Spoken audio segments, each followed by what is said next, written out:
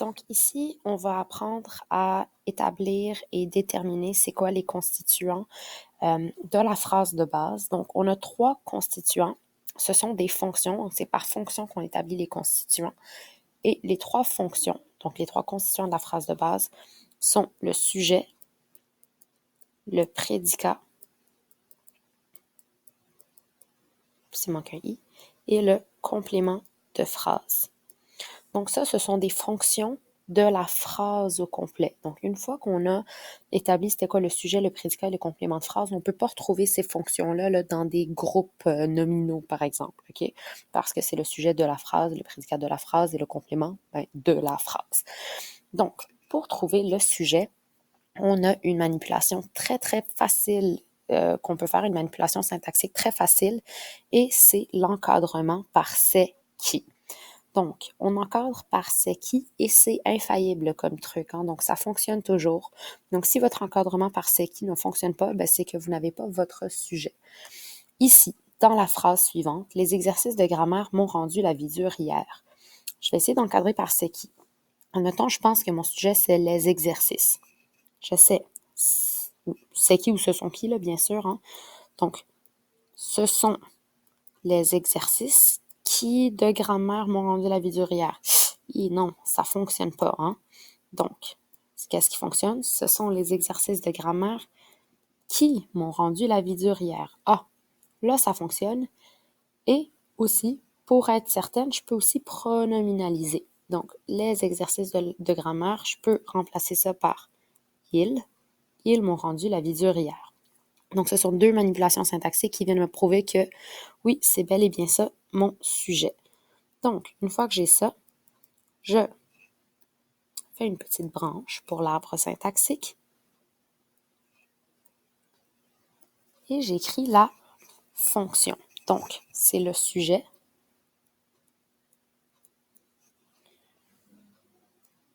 Puis, je dois savoir aussi le sujet, c'est quoi sa classe. Hein? Donc, c'est quoi la classe de ce groupe-là. Donc, ici, pour savoir c'est quoi la classe, ben, il faut tenter de trouver c'est quoi le noyau. Donc, dans la phrase, dans, le groupe les exercices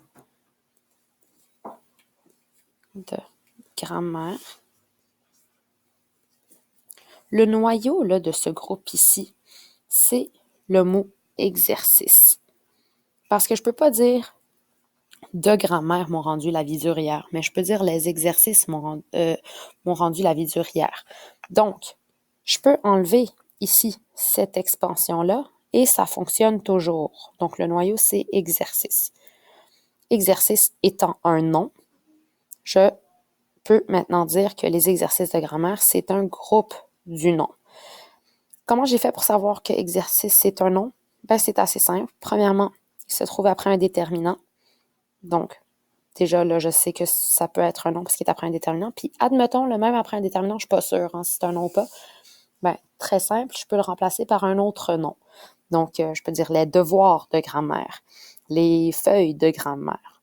Donc, je viens de faire 2 manipulations syntaxiques qui viennent de me prouver que l'exercice, c'est bel et bien un nom. Donc, les exercices de grammaire, c'est un GN. Ensuite, maintenant, j'ai mon sujet. Il manque mon autre fonction obligatoire, donc mon autre constituant obligatoire de la phrase de base, mon prédicat. Pour trouver mon prédicat, je dois d'abord trouver mon verbe conjugué. Ici, dans les exercices de grammaire m'ont rendu la vie dure hier, mon verbe conjugué, c'est ont rendu. Ensuite, il faut que je trouve les expansions. Ont rendu à qui? À moi. Donc, le M apostrophe fait partie du prédicat. Et ont rendu quoi? La vie dure. Donc, la vie dure et le pronom M apostrophe sont des expansions du verbe, donc font partie du prédicat. Là, il me reste le hier. Hier, vous pourriez vous dire, est-ce que c'est dans le prédicat? Ben, il faut savoir, en fait, si c'est lié à mon rendu. Est-ce que le hier, là, ça complète mon rendu? Non, ça ne complète pas mon rendu. Hein. Le hier ici complète la phrase en entier. Donc, ça pourrait être un complément de phrase. On va passer à ça tantôt. Donc, on a établi que mon rendu la vie dure, c'était le prédicat. Donc, je fais une autre petite barre. On écrit. Ah, ça vient de sonner.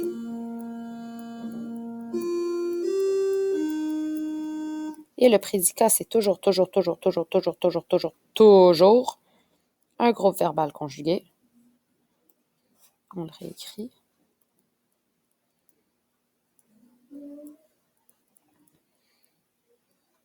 Et finalement, on arrive à hier. C'est quoi sa fonction? Ben, on va essayer de voir si on peut l'effacer. Les exercices de grammaire m'ont rendu la vie dure. Je peux l'effacer. Donc, c'est facultatif. Donc, déjà, pas le prédicat.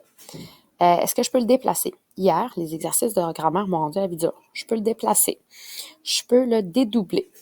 Les exercices de grammaire m'ont rendu la vie dure et cela s'est passé hier. Et finalement, je peux l'encadrer par c'est que quand il se trouve en début de phrase. C'est hier que les exercices de grammaire m'ont rendu la vie dure. Étant donné que je peux faire ces 4 manipulations syntaxiques, ça vient de me prouver que c'est un complément de phrase. Il faut aussi que vous compreniez, ça complète la phrase. Quand est-ce que toute cette phrase-là, les exercices de grammaire m'ont rendu la vie dure, s'est passé? Ben, c'est hier. Donc voilà, c'est un complément de phrase. Et hier, quelle est sa classe de mots? C'est un adverbe, mais si vous n'êtes pas certain, vous pouvez aller regarder dans le dictionnaire. Un groupe adverbial. Et on écrit hier. Voilà. C'est comme ça qu'on trouve les constituants de la phrase de base. Bonne fin de journée!